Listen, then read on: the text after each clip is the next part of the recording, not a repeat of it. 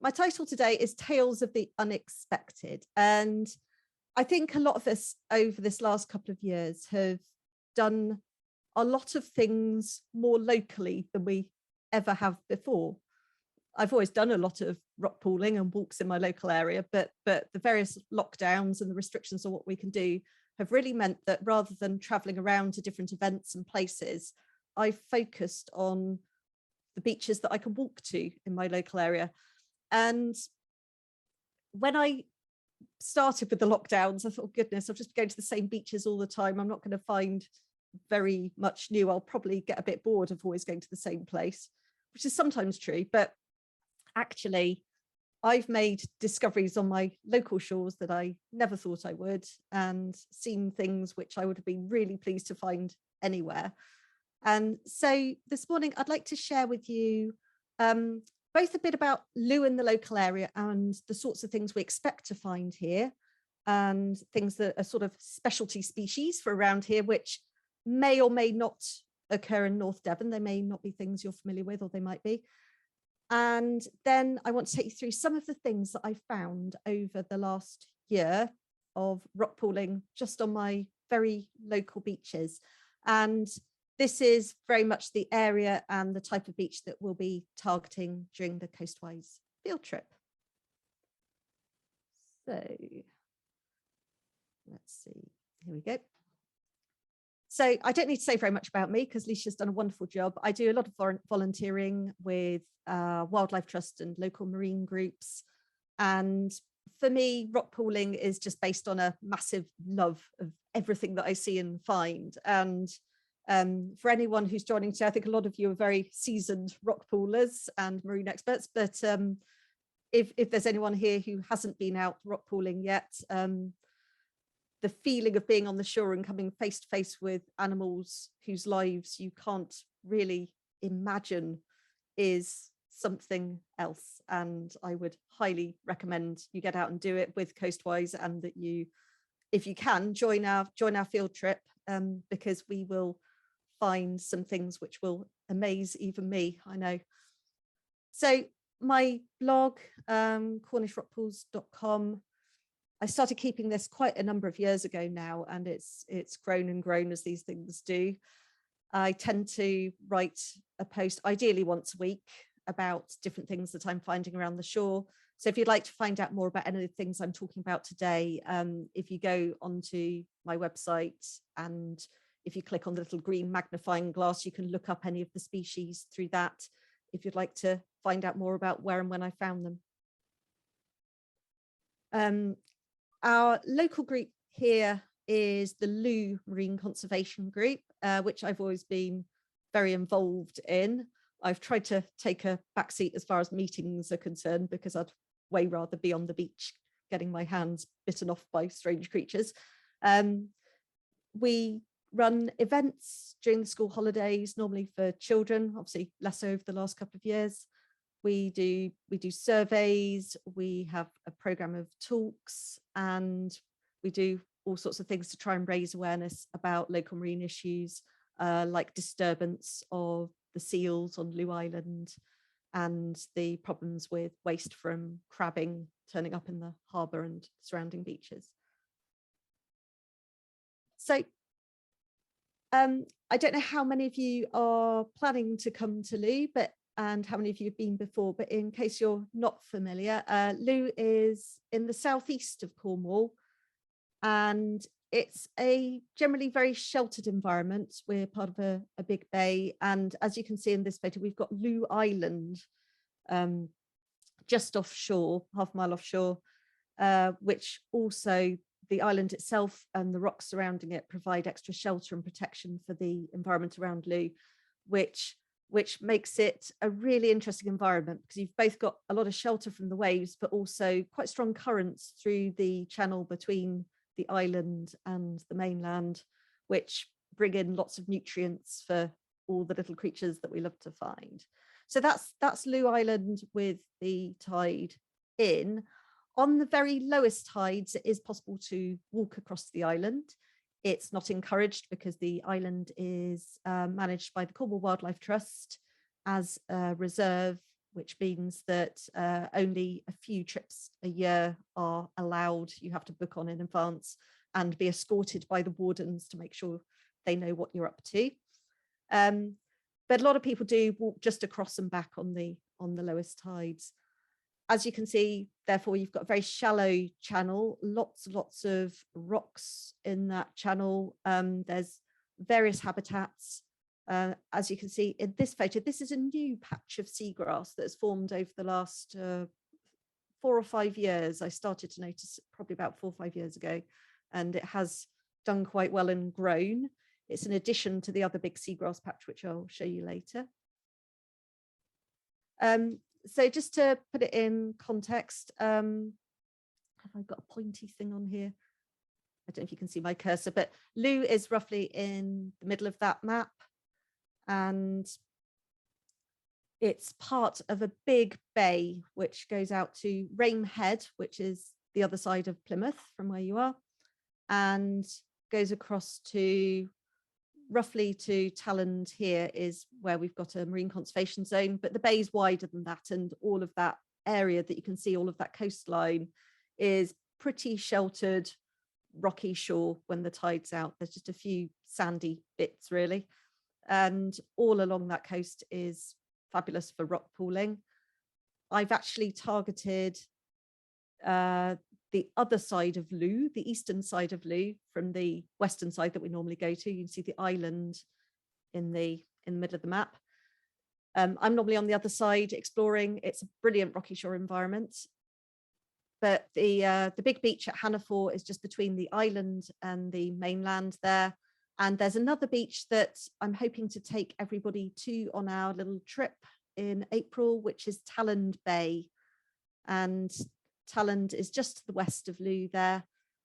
It's really nice inlet, quite interesting geology. It's got a few different rock types and some very deep gullies, all sorts of rocks about. It's great for anemones and stalk jellyfish and things. Slightly different environments, slightly more exposed than Hannaford. So as you'll know, you can go a short distance and find quite different species in different places. So hopefully, if the conditions are right, we'll be doing both of those beaches during the field trip. Look, I even look my beautifully artistic drawing here of where we'll be going on the field trip. So the pink circle is Hannaford, and if the tide's right, you could get as far as the island, but we're mostly focusing on the bit that's in the pink circle, and Talland Bay to the left there is the red circle. So both really great rocky shores. This is a map of the Whitsand and Looe Bay Marine Conservation Zone, which was designated quite a number of years ago now, 2013 maybe. It was in the first tranche of marine conservation zones to be designated. We can argue about whether it means anything at all, but it does mean that no large fishing gear is used in you don't have sort of the really big trawlers can't come in, although there is some local trawling, some small boats still do affect the area, fishing for scallops and things.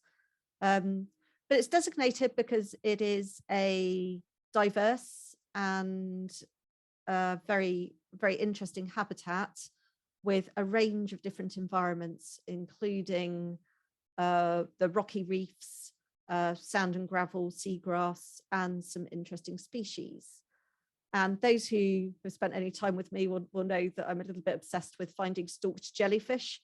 And that's all as a result of being involved with the Marine Conservation Zone designation. These were species that we were particularly interested to find, that were considered by Natural England to be special enough to be worth a designation if we found enough of them. So this is it's often called the Maltese cross stalked jellyfish, or the St. John's stalked jellyfish. We'll be seeing plenty of these in April. I found actually dozens of them yesterday when I was out. We have the Calvadosia campanulata stalked jellyfish, which has those lovely turquoise spots sometimes on the column. Then we have the third species. I love this photo because we've got the little tiny baby next to the big one there, if you can see. So this is the Haliclistus octoradiatus, you're not going to be tested on these names. Don't worry if you haven't already learnt them. But these ones are fabulous, and they've got little blobs in their armpits between those tentacle arms. They're easy to distinguish from other species. Although when you have really tiny ones like the one on the right, and the one on the left was probably about the size of my fingernail, so it gives you an idea of just how tiny that was. It can be hard to tell in the field sometimes. We have a fourth species. We have Craterolophus convolvulus. These are all a bit of a mouthful. But this one, when you look down into the bell, they're actually the gonads, but they form these twisty rope type effect. If you look inside the stalk jellyfish, you can see the like a twisted rope running down between the armpits. So that's the Craterolophus. So that's four species. Those are the main ones that I find all around Cornwall. But with thanks to Mark Fellows for this photo, there's a fifth species that has been found just once at Hannafall. And this will be my coastwise challenge for everybody.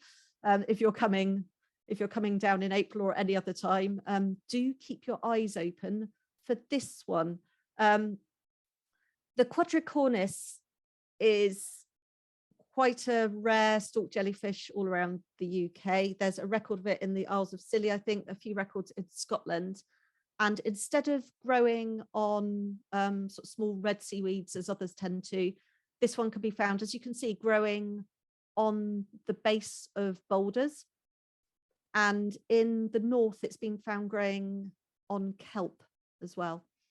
What distinguishes it from the other stalked jellyfish is that it still has 8 arms, but they're not separated in the same way. They're organized into groups of 2. So hence the quadricornis, the 4-cornered stalk jellyfish.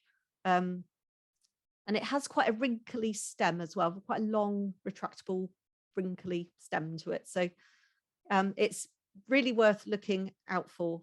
Just occasionally I have found stalk jellyfish, other species of stalk jellyfish on rocks and kelp, but it's quite unusual. So if you find a stalk jellyfish on a rock, take lots of photos and ask for identification. Okay, so that's one to look out for when you're down. And those stalk jellyfish are one of the reasons that we've got the Marine Conservation Zone designation. Of course, like everywhere else, Looe is under pressure from all sorts of things, including climate change, with a lot of the old town built pretty much at sea level and on sand and mud. It's kind of unsurprising that Looe is quite vulnerable to flooding in some parts. Most people in Looe actually live in the bits that are labelled East Looe and West Looe, up on the hills. If you've ever been to Looe, it's got a very steep-sided river valley, and most of the houses and most of the people are up on the hills and well away from the flooding. But the old port, the station, the fuel station, all of the shops are pretty much down in that flood zone, particularly on the eastern side of the river. That means that there's a lot of concern about flooding generally and about sea level rise in Looe, and the Harbour Commission, in their great wisdom, have come up with a scheme for flood defences, which would involve putting a closable tidal barrier, like a floodgate, across the entrance to the estuary, extending out the pier, which is what you can see it's labelled C on this map. And also, the bit that's probably the most controversial is creating the big wall at B, which would be a breakwater type wall with which they say will slow down any waves trying to come up the river, and will provide a wonderful place to put in a marina, and lots of boats can use this, and it'll be great for commercial use, and mean that the fishing boats can come and go at all tides, because it's a tidal estuary. You can't bring boats in at the moment at low tide. It does drain completely. So I'll show you in a second some of the beaches around there, and I think if you bear in mind that a lot of the sediment in Looe, which brings the nutrients essential to all sorts of wildlife on the shore, comes down that river, you can see that putting a breakwater there will very much change the environment, whether for the better or worse, depends. We have problems with sewage as well. But there are certainly issues with the scheme, both in the size and the immediate impact of it, but also in how it may affect the seagrass, the stalk jellyfish, and the general marine environment. So as you can imagine, watching this one closely and seeing whether there's actually any money coming forward for it. Unfortunately, the Environment Agency makes decisions purely on the basis of the flood risk. So they are supporting the scheme, even though the environmental impact assessments haven't been completed yet. So we'll see what they come up with. So this is Hannaford, the beach we'll be going to. That's at high tide. As the water rolls out, the rocks become uncovered. And just to the left off the edge of the screen would be where that big breakwater would be. Okay, just give you an idea of what it's like at the moment. Hannaford is a really fabulous habitat. You've got these rocky overhangs and pools on the mid to lower shore. As you go out, you've got more loose rocks, you've got some rocky reefs that are over in the distance, and you have big areas of gravelly sand, which are wonderful for dahlia anemones and all sorts of other creatures. To the west of Hannaford, sort of opposite the island, there's an area of rocks. You can see in the distance there's some rocks mid-channel, which again break the water flow, create a very sheltered environment. And that's a shallow area and it's perfect for seagrass. And you can see in that photo just under the water there in the foreground, lots of seagrass. If the tides are what they're predicted to be during a coastwise trip, we're going to have some fabulous tides. We should be able to get out there to see all of that. But that area, it's not just good for seagrass. I'll be showing you some other species that love that particular environment. Now, this shows you exactly where that breakwater is supposed to be built out into the sea. It's an area that I have targeted sometimes for rockpool surveys, and it has some species that I don't see much anywhere else, as you can imagine, with anywhere that's due for development. It's not an area that's very well recorded because most people in all the universities pootle off to Hannaford, just a little bit further along from Hannaford Point. But this is the place where I find Devonshire cup corals. There's a lot of a dotto sea slug that we're not quite sure what species it is yet. I'll show you some photos of that later as well. So it's an interesting environment, and we'll have to see what happens to it. And the other beach we'll be visiting during the Coastlines field trip is Talland Bay, so a little bit further to the west. This is it quite recently on a January day with people still trying to swim in the sea, which just terrifies me, but well done, everyone. And this is, again, a really good beach. This isn't on a particularly low tide, but there are some really interesting sandstone rocks. A lot of the rocks in the center of the beach and over to the far side form a quite different beach, a sort of red sandstone beach. And on this side of the beach, this is taken from, there's a mixture of slates and other things, and they provide different environments for the animals to live in. And I found some interesting things there. It's brilliant for stalk jellyfish, which is always a good sign that there's a lot of nutrients around. And I know that Shore Search did a survey there a few years back, and they found, I think it's Okenia elegans, really beautiful sea slug that looks a bit like a sort of spiky fried egg. So I would rather like to find that on our trip. There's my challenge for Talland. If the conditions change during the field trip, I've got a few sort of alternative locations in hand. We could go back to Hannaford again. There's also this rather fabulous beach at Port Wrinkle, which is good all year round, as my little Christmas pudding child is showing you there. Port Wrinkle is a very, very rich, very sheltered rocky shore habitat. I think that was taken on the day that young man there set the, as he says, world record for stalk jellyfish finding. We had dozens and dozens, actually scores of stalk jellyfish. We kind of gave up counting them in the end, there were so many. with just a few of us looking. So it's a really interesting environment. You're getting close to Plymouth there, and I tend to find more invasive species actually the closer to Plymouth I go. I don't know whether that's coincidence or not, but there certainly are a lot given the amount of shipping that comes in and out of Plymouth. So moving on, I've got some slides here showing you some of the what I've labelled as specialty species. Of course, you have many of these in North Devon, perhaps not all. I'll just give you a flavour of what we might see when you're down, and then I'll move on to talking about what I've seen recently, which I wasn't expecting. So Looe has lots of cowries. We have both the European and the Arctic species, the 3-spot in the Arctic. And they're just always lovely to see. But it's always been something that people go especially to Hannah for to pick up the dead shells of the cowries. People call them queen shells here. Other people have other names, I know.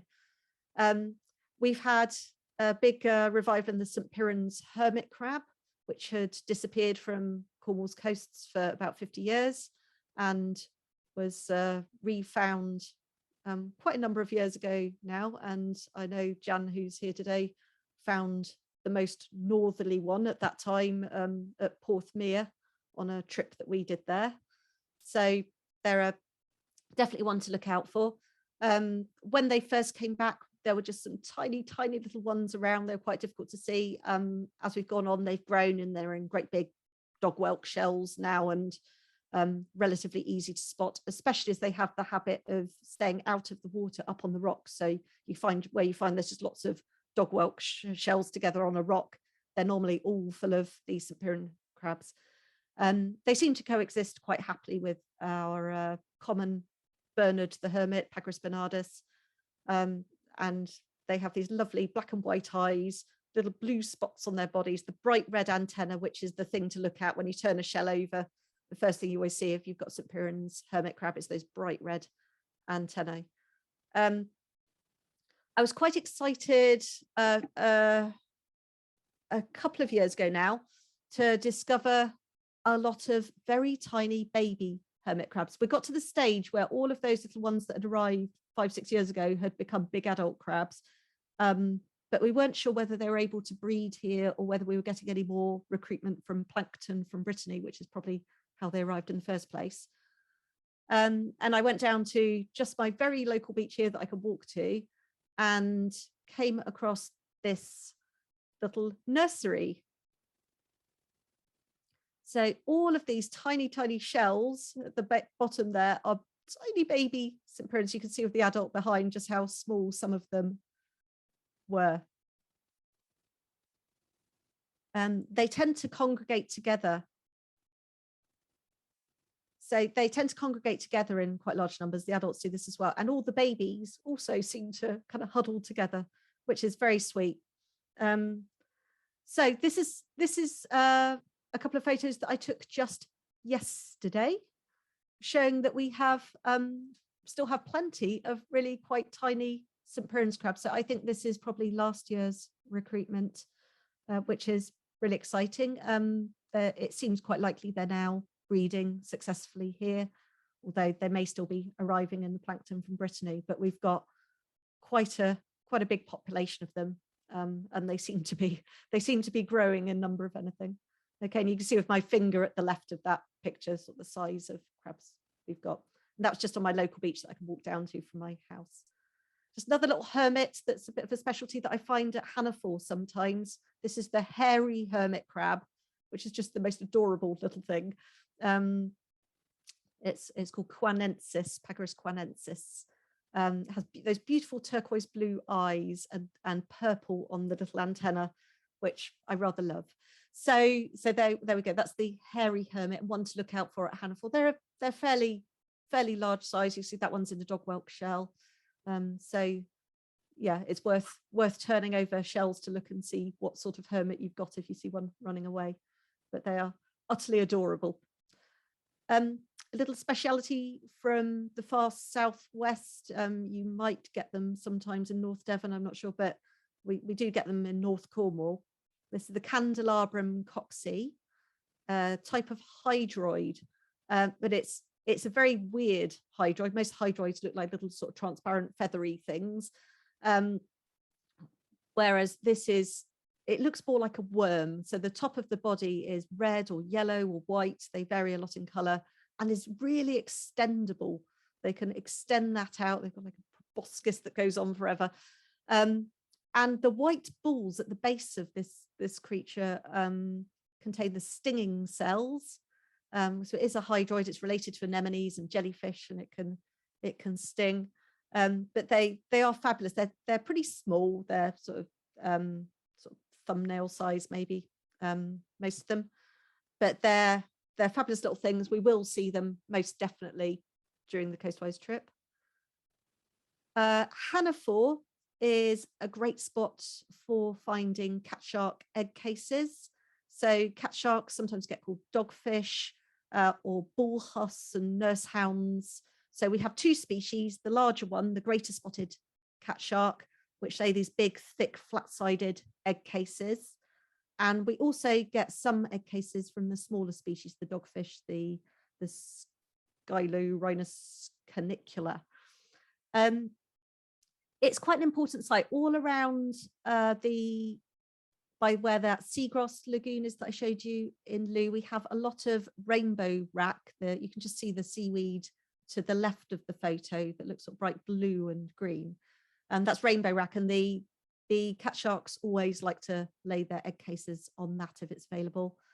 The egg cases take around 7 to 9 months to hatch out. And we quite often find April is a good time for it. Then onwards is about when I tend to find the little babies that have just hatched out of their egg cases. When they've just hatched out, they're probably about as long as my hand, and very, very cute. Okay, this is a fairly recent hatchling. This was probably, a few days or weeks old. So you see they've got very little slitty eyes, which is why they're called cat sharks. Their skin is incredibly rough. It used to be used by fishermen as sandpaper. And hopefully we've moved beyond that, but they do still get caught in nets. Not necessarily massively targeted as a species, but they do get caught a lot. And they do get sold commercially as well. We have giant goby around Looe. They've been found at most of the beaches in this area. They are covered by the Countryside Act as a protected species, which means that you're not allowed to target them for fishing, to deliberately catch or trap them without a license. This one, I've got it up there, big handled under license for monitoring. Cornwall Wildlife Trust has a license, and a few people who are licensed to actually set out traps to monitor for their presence. So this was done with Matt Slater from the Wildlife Trust. As you can see, they are a really fat, dumpy goby. They classically have that sort of black and grey, sort of, people call it a salt and pepper appearance. They have chubby cheeks and really big fat lips, quite small eyes. If you've seen rock gobies, which are the common rockpool fish, they have two fins on the back, and the first one is fringed at the top with a little bit of yellow. On this one, it also has the two fins, but the first one tends to be fringed with sort of pale grey colour, so quite different once you've got your eye in. All of the gobies have a sucker fin underneath them to help them to cling on to rocks. The giant goby has a really well adapted sucker fin that closes all of the way round, and it has, if you can see, a little kind of flap at the front there, a little bit, that little notch that comes down, and that's distinctive in the giant goby. Nothing I see a lot of are these what are called sea snails, a Montague's sea snail, which clearly isn't a snail, it's a fish. They can be very dull coloured, but they can also sometimes have beautiful patterns on them. They're extremely variable. They again have a sucker on their underside. Around April time is a really good time to see them. We often have absolutely loads of them at that time of year. Sometimes there's 3 or 4 under rock. Other years you might not see them at all, but it's one to look out for. This one, eagle-eyed people among you will have spotted it's got some parasites on it. So if you look above its fin there, the little sort of transparent blobs are little crustaceans which latch onto the fish and suck its blood. Lovely. But that's they're all quite interesting. I won't try and go into what species they are, as I can't, I'm not sure if I know and can't remember, but always worth looking out for things on things, especially the parasites and things. It's a good spot for pipefish all around here. Pipefish love to hide amongst seaweeds and kelps. They're very well camouflaged.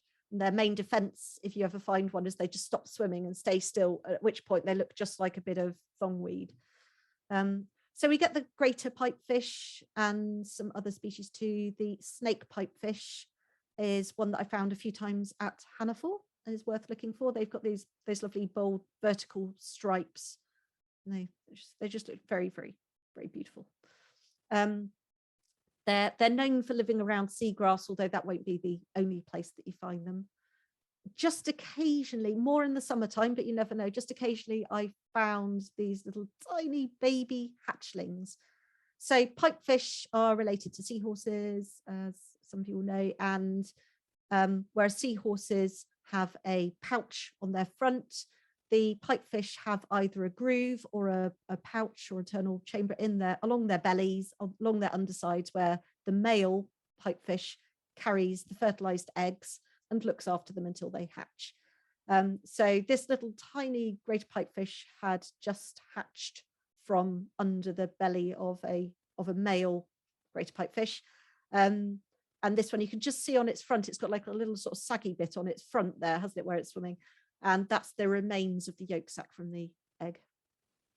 It's very cool. So I would love to see more of those. Team Looe, if you can find me more of those, I'll be very happy. We have Asterina phylactica. I guess you get those in North Devon as well. They're quite frequent around here among corallina seaweed, among the pink bushy seaweeds that you get in the midshore pools. And you can certainly find those at Hannaford and Talland, so we'll look out for those. They're very, very pretty. They look like little sort of those kaleidoscopes that you used to look into as a kid.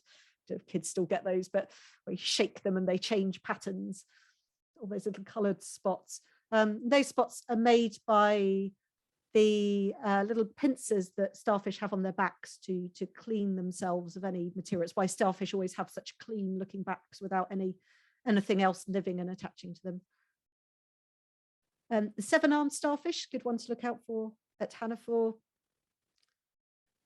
We get strawberry anemones, all sorts of anemones, but I just put those in because they're beautiful. And you get those in North Devon as well, so nice familiar things. Hannaford is the only beach locally where I see the spiny squat lobster, the Galathea strigosa.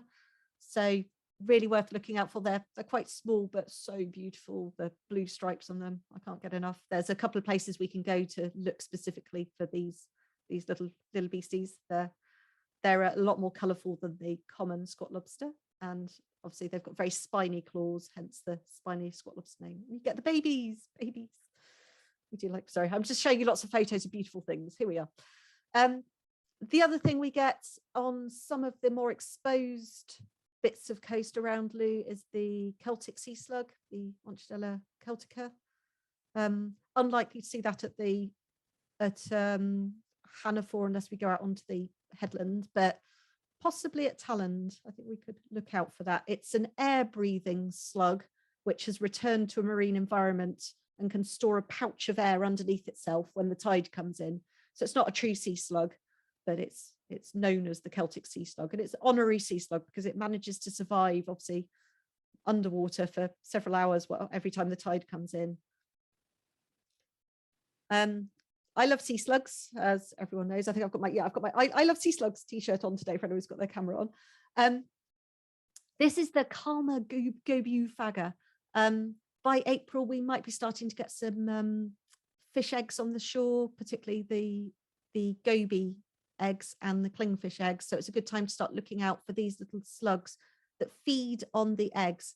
As you see, you've got the slug in the middle and the sticky up bits on its back, the serrata, look just like goby eggs, particularly if you look further back on the slug. the ones towards the rear even have like really dark spots in the middle, like the eyes of the gobies. And this one is crawling through, as you can see, an absolute sea of goby eggs there. It's all those little black spots are eyes of baby gobies developing in their eggs, which unfortunately some of them were not going to survive because this slug specializes in feeding on those eggs. Apparently the food source is so energy rich, so perfect, that this slug does not need an anus. I don't know if there are any other creatures in nature that don't ever poo, but apparently the calmer slugs don't require an anus because their food source is so perfect. They just digest it and off they go. I cannot answer further questions on that. I know nothing, but there we go. So another calmer slug, same idea, but this one feeds on the eggs of the clingfish, which are lovely sort of golden coloured eggs. I might have a slide showing you. This one is pretty much finished feeding. It's a beautiful colour, much more, if you compare it to the other slug, it's much more colourful, those yellow tips. You can see it spawn in its back there. It's busy spawning, and all around it on that rock, that white curvy trails of slime, that is the sea slug's eggs that it's laid where its patch of clingfish eggs were. Slightly mysterious how this animal survives for the rest of the year when it feeds on fish eggs, but there you go. And you get these in North Devon, but we do quite often see some lovely tompot blennies around Hannaford and all of the other beaches around here. So worth having a look for. These have a lovely smile, the tompot blennies have, and the big feathery antenna on their heads that make them nice to see. So moving on, what I've seen in 2021, it's been all sorts of things. I love sea slugs, and one of my favorites has always been what used to be called the Disco Doris, because I just love the name. It's now called the Gator Doris planata.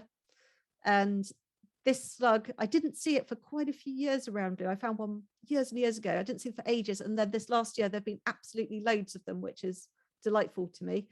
They look very much like a sea lemon slug, if you've seen one of those before. Very similar, sort of yellowish or brown colour. But on their backs, they have these white spots, which are acid glands. So if anything annoys one of these sea slugs, it squirts out, I think it's hydrochloric acid, through these white patches on its back. The best way to tell it apart from a sea lemon, if we find some in Looe when you're down, is to have a look underneath, being careful not to upset it and get your hand squirted with acid. Underneath, instead of being all one single colour, as the sea lemons tend to be, they will normally have these brown spots, these little sort of like freckled brown spots on their underside around the mantle. Okay, so that's the main way to tell them apart. They also have sort of a flatter profile than the other Dorises. So that's the acid glands close up, as close as I was willing to go. Worms aren't always the most popular with people when they first start rock pooling, but I think they're fabulous. And I'm sure many of you have spent hours trying to identify worms as well. This one, I have to use my piece of paper because I can never remember the name of this one. This is the Oligocladus sanguinolentus. There we go, sanguinolentus bloody. I found these flatworms before, but this was the reddest, most beautiful thing imaginable. This is actually looking at the underside of the flatworm through a petri dish. And you can see it's got all these radiating red lines, dark patch in the middle. And on the top, you can see it's actually got little antennae. It looks almost like a sea slug. So this was found just on the beach, very close to me. And I just loved it. I think I've got a little video here. This is beautiful sunset colour, just absolutely adorable. You see the antenna on the front moving around, feeling its way. I've got it in a petri dish under the water there to observe it for a minute. So just I want to share a love of slugs and worms. They're all good. So back to the slugs. I hadn't seen one of these around Looe for a very long time, and a lot of people seem to find them all the time. I was sad. I was very sad that I couldn't find one. Then we did. So this is what's now called an Edmundella pedata. slug, if I'm up to date. But they're the most beautiful, beautiful purple colour. And as you can see, look at these things like the worm as well. You see they're all very small, so you do have to take your time and look closely and get your eye in. But something this colour, if it's out in the open, is absolutely unmistakable and really, really beautiful. It was tiny. You can see these little sort of spiroid worms and things here are really very small, so it's tiny. But I'm sure some of you have seen this one already, but it's one to look out for. The Chorophella pedata. It's just a very, very beautiful little slug. I think these ones feed on hydroids and they must get their colour somehow from them. But yeah, this my slug bottom photo. I'm a bit weird like that. I like fluffy slug bottoms. So there's a Chorophella slug bottom. This one got me massively excited. This was a slug I've never seen before, and I found it on my local beach. It's like 10 minutes walk down the hill, and there it was all that time, and I never knew. So this is what my son and I know as the 3 cheese foliage slug, because a lot of the Latin names are quite unmemorable, as you'll know. So this is Trinchesia foliata. So we turn that into 3 cheese foliage, and it's much more easy to remember that way. Really tiny, absolutely minuscule, this little slug, but quite beautiful once we managed to get it in shot. It's got these lovely orange markings that go all the way down what would be its neck in another animal. Lovely spotty speckly serrata on its back, that lovely sort of white spotted starry pigmentation all over it. I've never seen one of these before. I'm sure someone will tell me they see hundreds of them, but yeah, this was a massively exciting thing for me this year. So I may have squealed quite a lot. It's a good thing it's a big empty beach. Nobody else goes on the beach down by me, so nobody knows quite how mad I am. So this, yeah, absolutely beautiful, the 3 cheese foliage slug.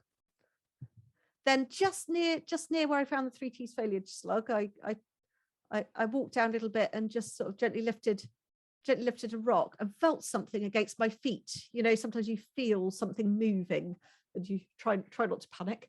And I looked down, there's a great big blue lobster right standing on my welly. And it's a bit of a joke in my family that if you want to find anything interesting, you look under Heather's welly. One to remember when you're down for the field trip. And anything interesting is either stuck to my finger or hiding under my welly. And sure enough, this one just sort of lodged itself between my feet. It was quite comfortable there for a while. It's not one of these sort of rare blue lobsters you hear about. Sometimes you get lobsters that are entirely blue, that they have blue antennae and everything else. But the colour of its legs was incredibly striking. We do find lobsters around Looe. I've seen a lot of them actually the last year or two, which is probably a good thing. I tend not to tell anybody that I've seen them or where they are. You're privileged today to see the lobster. Sadly, more and more often I'm seeing people on the beach foraging, which, you know, I understand compared to trawling and things, it's relatively benign potentially, but because there are no controls on it and we are in a marine conservation zone, I do have concerns about the numbers of people and the methods that a lot of people come out with big metal hooks and just swipe underneath every overhang into every hole, turn rocks over and leave them. And of course that destroys the habitat and kills lots of things, not just the species that they are targeting, which will in the longer term potentially have an effect on the very species that they're hoping to find. So I'm wondering whether there might be things that we can do with the Marine Conservation Group to improve education around that. But it's very difficult because a lot of people do see the sea and anything on the shore as food in a way that would never happen. I think if you went out with a bird watching group, you wouldn't expect somebody to turn up with a gun. But if you go to a rock pooling event, people will sometimes come with a net or a bucket to collect some mussels or whatever. And it may be benign depending on how invasive it is and how destructive it is, but obviously it's one to be aware of, because I'm all about the wildlife personally. I like to just see things, keep it quiet and move on. So yeah, absolutely beautiful. The color of the tail. Of course, it was standing fine between my feet, which was just like impossible to take any decent photos of it. And I didn't pick it up. I just let it be, as I tend to do with most things if I can. They're good enough photos to show you that it was a lobster. There we are. But I've seen quite a few this year. Back to the slugs, because I always love slugs. This is the Antiopella cristata. It was a Genolus cristata before. It's changed names. I had never found one until this year. And again, I know lots of people say, I see them all the time, but this one, for whatever reason, either it's not so common locally or I just kind of failed to look in the right places. It feeds on hydroids. You can find it on the lower shore. Absolutely stunning. Those blue tips. It really does look like a little field of crystals, which is what I assume it's named after, but I don't know. Absolutely beautiful little slug.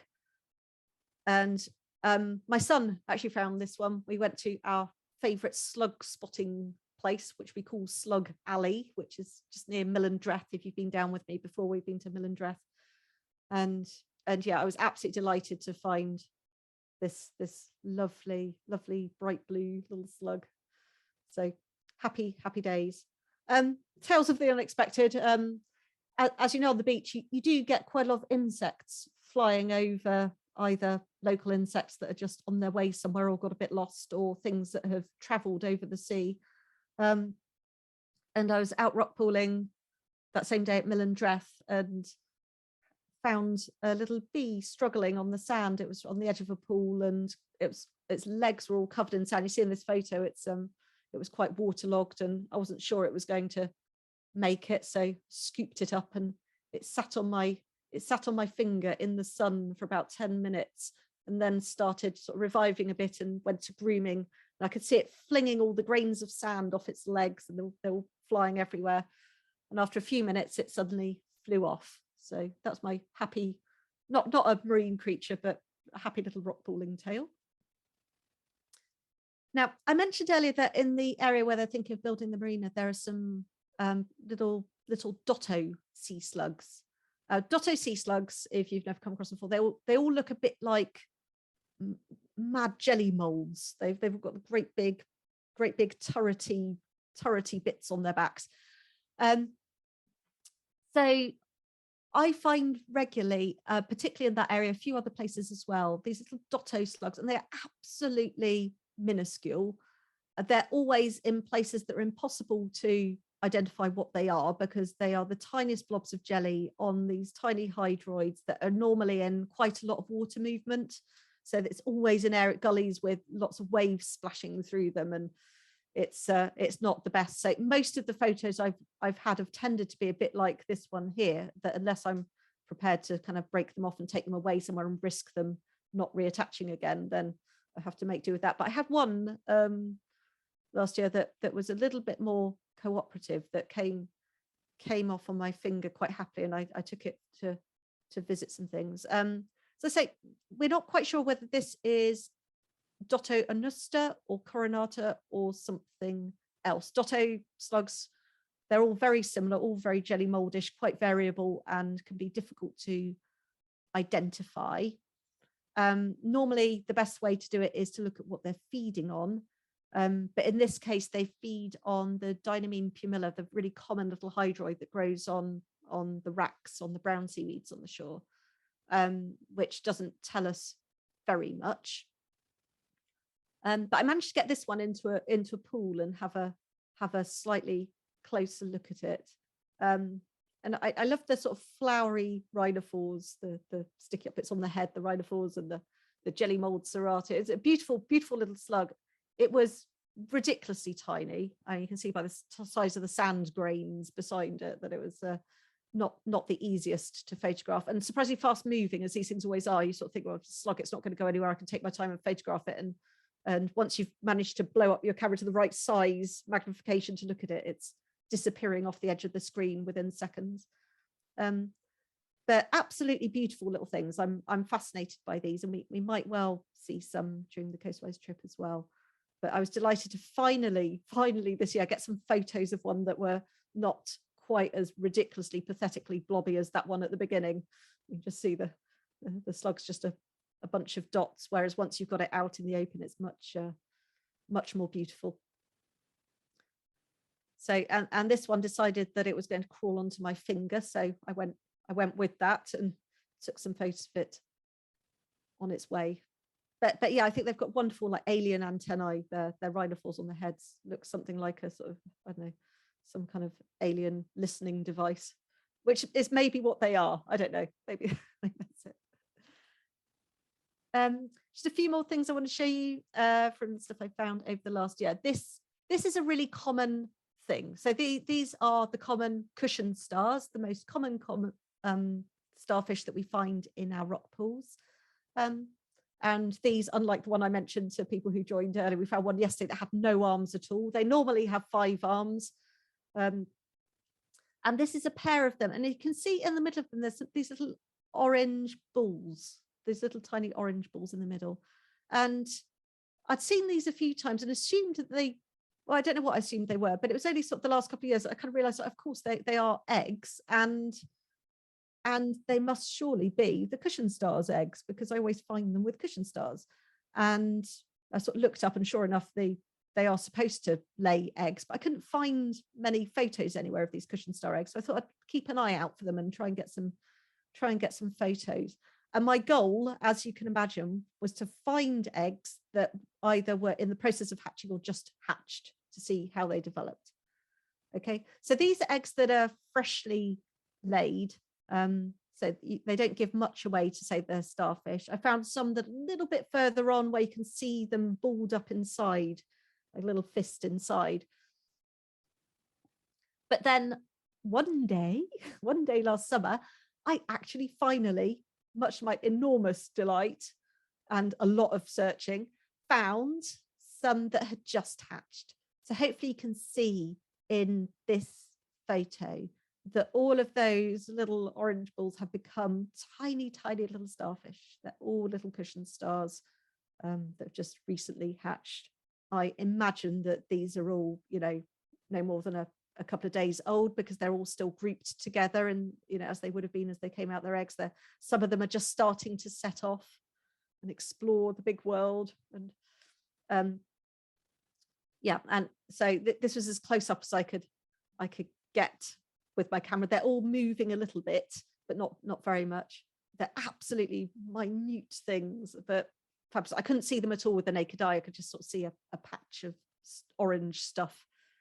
If you look at this, you can see some of them have got their tube feet extended. You can just about, it's a bit blurry, I'm afraid, but you can see that the ones sort of slightly top right of the screen, you can see those little tube feet. They've got quite long tube feet compared to their body size at that age. I think they grow into their feet. It's a bit like teenage boys, that like your feet suddenly sprout and then their body grows into it. So they seem to have enormously long tube feet when they're little. So that was massively a happy place for me. And then I took a young girl, a girl we know through our home educating community, who was down visiting out to do some rock pooling, and she had never seen a sea slug. She was hoping we might see one. So we took her to Slug Alley, and I gave her some instructions on the sorts of things to look for, and said, it would be really difficult to see. There's tiny blobs of jelly. She was really keen, and she kept asking, oh, could this be one? Could this be one? Pointing at every blob of jelly on the rock. But, she was looking for the right sort of thing. So I just kept encouraging her. And I was still looking. She called me over and said, could this be one? I was looking, I don't know. There's a bit of a blob there. We got it off the rock. And as soon as it came off onto my finger, I thought, yeah, that's a sea slug, isn't it? But it was one that I have never seen before as well. And I was so excited because it was just on my really local beach, and I've never noticed them before. So this is the Agirus punctilucens. So punctilucens meaning spots of light, and they've got these little turquoise spots on their bodies. They look kind of blobby, and amongst the seaweed they're brilliantly camouflaged, of course. But they have these wonderful little turquoise spots on them. Again, it was moving surprisingly fast, so I kept getting blurry photos, but you can see those turquoise spots on the body, which just like little gems. Absolutely amazing. slightly less pleasing, a lot less pleasing, really. One day I was down in Slug Alley and heard a massive racket from the seagulls, absolutely enormous noise. You know they're up to something when they're making a lot of noise like that. And came round the edge of the alley and found this pool which had had lots of gulls diving into it, blackback gulls, herring gulls, every sort were there. And in the base of this pool, you can just see in the middle here, there's little silver lines. Those are all sand eels. There were hundreds and hundreds, thousands, I guess, of sand eels, all stranded, dead in the pool. I couldn't say what had caused it. It might be warm temperatures. It might be that they've got trapped in the pool somehow, possibly driven in by other fish and then died from lack of oxygen, having so many fish in a small pool. Or that beach also gets a real problem when it's raining with sewage pollution. So it could be any or all of the above, but I've never seen a die-off of sand eels quite like it, and I don't know whether anybody else has, so I thought I'd mention that here. So yeah, absolutely loads of them all dead in the pools. I won't go into that too much, it's pretty horrible, but yeah, I'd be interested to know if anyone's seen that before. We did a lot of swimming, as you do during lockdown when there's nowhere else to go. So these are taken by my son, and they're way better than I could take, although they're still not brilliant, of little sea gooseberries, comb jellies. I think this is a very small Barocucumis comb jelly, but they're just fabulous things to spot. We might, April, as the water warms up, you might just start to get them in. They're normally in the summer. They have the fabulous iridescence as the little combs down the side of the comb jelly move. They catch the light and create that sort of bright rainbow coloured iridescence. So definitely one to look out for. I think I'm almost there with my exciting things. I sometimes find Wentle traps on the beach. So this sea snail here in the middle, it's called a Wentle trap, and they have the most wonderful sculpture to their shells. I do see the shells around Hannaford sometimes. This was the first time I've ever found a live one, which again made me very, very excited. Absolutely lovely shell, and great to see the animal, because I'd never known for sure quite what a Wentle trap looked like. I guess I still don't, because all I saw was the foot and a couple of antennae, but there we go. But it was great to see one active and moving around. That was just, again, local beach, and it was off to follow the rainbow on the left hand side there. I think I might have video of this one.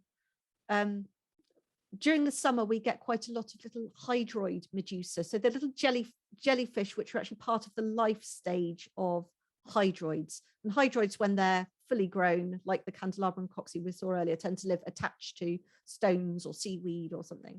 But a lot of them have a life stage where they swim about and are really quite active and look like little jellyfish. Like, we just love this one. We've always called them rocket jellies, because the center of them looks like a space shuttle, and they really move surprisingly quickly. They're called root arm jellies, I guess, because they've got these tangled long tentacles that come out of them. They're very extendable and retractable. Fabulous little things. And you can see the eye spots around the base as well. If you see around the base of all those tentacles, there's the black spots. Those are the eyes. This is looking from the underside down when I had it in a petri dish. So really, again, absolutely tiny. It wasn't as big as my little fingernail even. It's really, really small. So that's it in the petri dish, just to give you an idea of the little rocket jelly. So they're called root arm jellies. I think I wrote down somewhere what the proper name is. Cladonema radiatum. There we go, Cladonema radiatum. And I think we've got a little video here so you can see how they move about.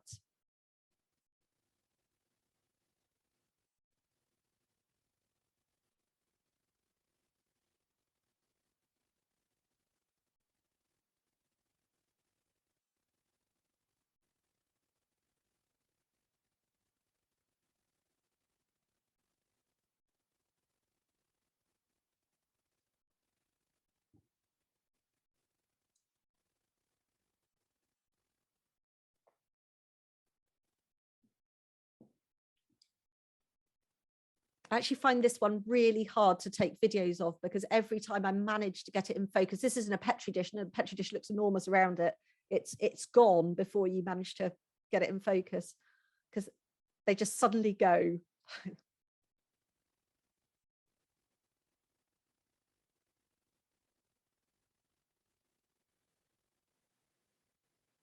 So yeah, absolutely fabulous little things, worth looking out for any strange jelly shaped things that you spot in a rock pool.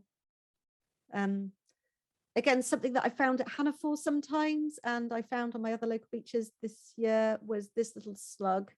It can be relatively easy to find, even though it's absolutely tiny, because it actually feeds on the eggs of other slugs. So if you find a big coil, a big white coil or yellow coil of sea slug spawn, it's worth having a little look around for these guys. They've got these brown rhinophores, which it's not so pronounced this one. I've always called them onion dome rhinophores, because they sort of bulge out in the middle and then taper off again.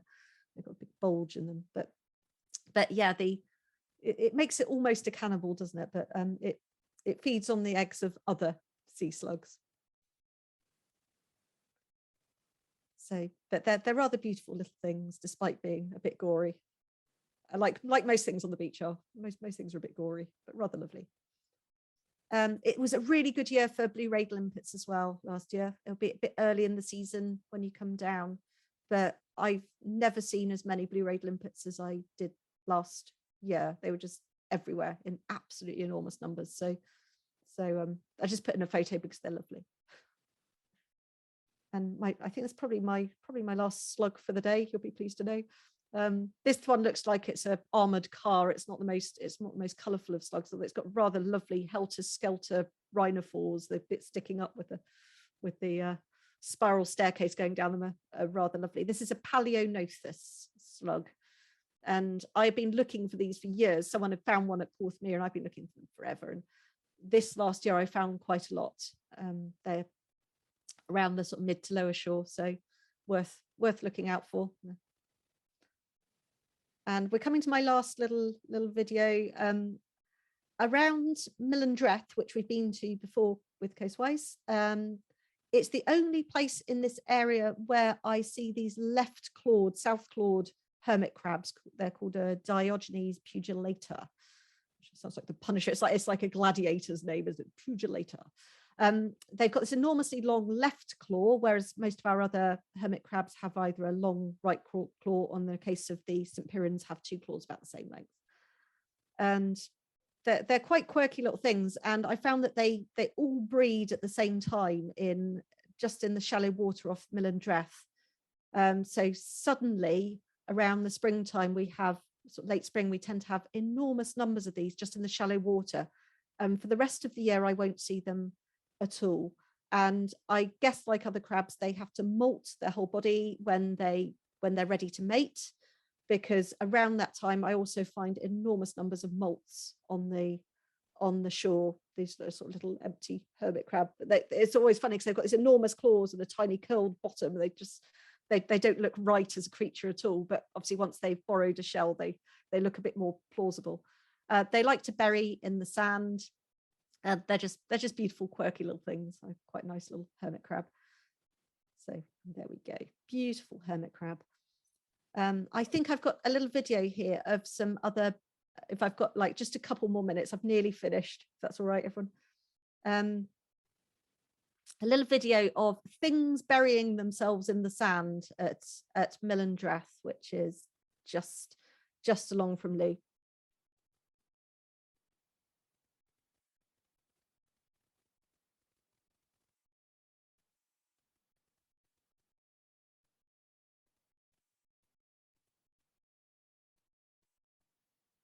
I think with rock pooling, some of the best things when you just stop and watch something common, like these shrimp. Just watch what they do, just see them burying into the sand.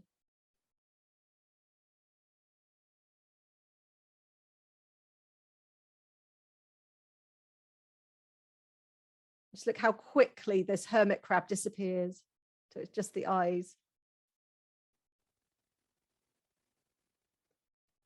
There we go. So I'm hoping that we'll find some really exciting things when you come down. But also, if you take time and look closely at the common things like the cushion stars in their eggs, or the little hermit crab burying itself, you know, I don't know about you guys, but I get immense pleasure from just watching these animals do what they do naturally and learning how they live and survive. So do take time to look. And then this was my very first conger eel. In fact, because it was my first one ever, I put something on one of the Facebook identification sites to say, I found this fish. I would like an identification, please. I didn't touch it because it looked a bit congery.